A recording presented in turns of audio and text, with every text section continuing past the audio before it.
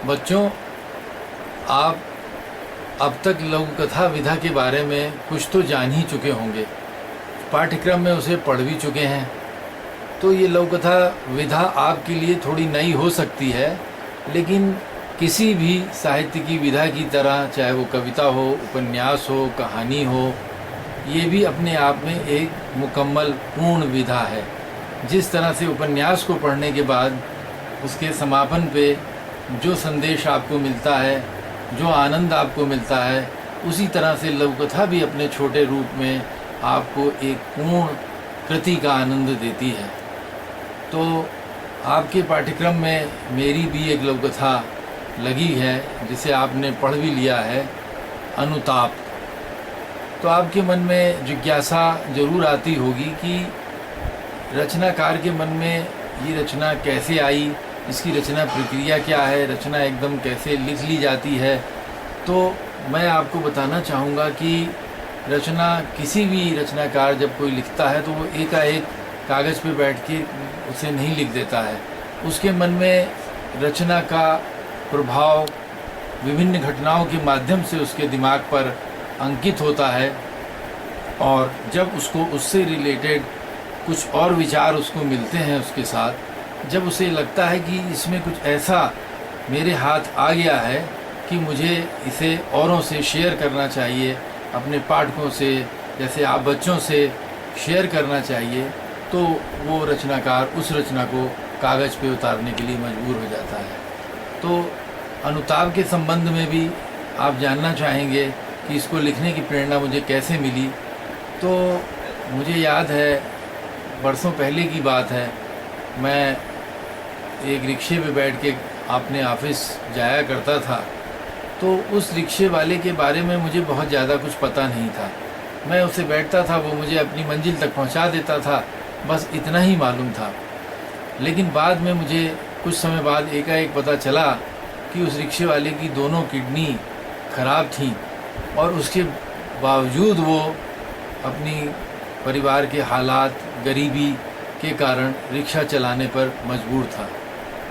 और ये एहसास कहीं मेरे दिमाग में अंकित हो गया।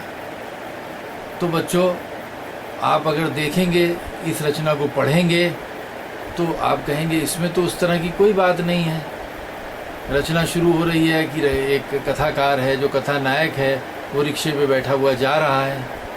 तो मैं आपसे यही शेयर करना चाहूँगा कि इस रचना के माध्यम से जब रचनाकार को ये लगा कि कुछ इसमें ऐसी बात है जिसे सबको जानना चाहिए, चाहे वो गरीबी हो, चाहे वो संवेदना हो, चाहे वो उस रिक्शे वाले की मजबूरी के पीछे छिपी हुई त्रासदी हो, तो वो किसी एक मजबूत कदकाठी वाले रिक्शे पर भी जब बैठता है तो भी उसको ये लगता है, चढ़ाई आती है, जब ऊपर चढ़ाई आती है जहाँ रिक्शे वाला यानी मनुष्य को खींचता है, इस बात को भी इसमें लाने की कोशिश की गई है कि ये एक मनुष्य दूसरे मनुष्य को खींच रहा है, तो ये भी बहुत अच्छी बात नहीं है।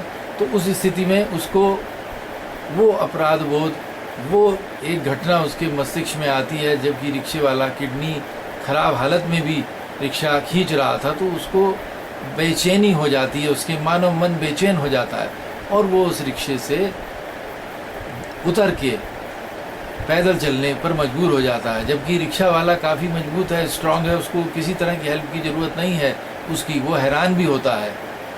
तो इसका समापन भी इसी तरह से किया गया है कि वो अंत में एक इसका शीर्षक पे ध्यान देने की बात है, अनुताप, जिसके मतलब होता है पछतावा।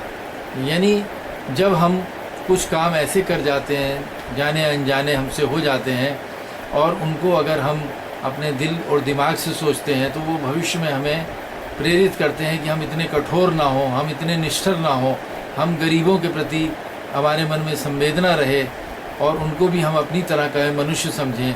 तो इसी रचना के पीछे यही एक छुपा हुआ उद्देश्य है कि जो हमें मानवीय संवेदनाओं की ओर प्रेरित करता है कि मनुष्य को इस तरह से ही जीवन जीना चाहिए। इसमें कोई डायरेक्टली या सीधे कोई आदेश संदेश नहीं छुपा हुआ है।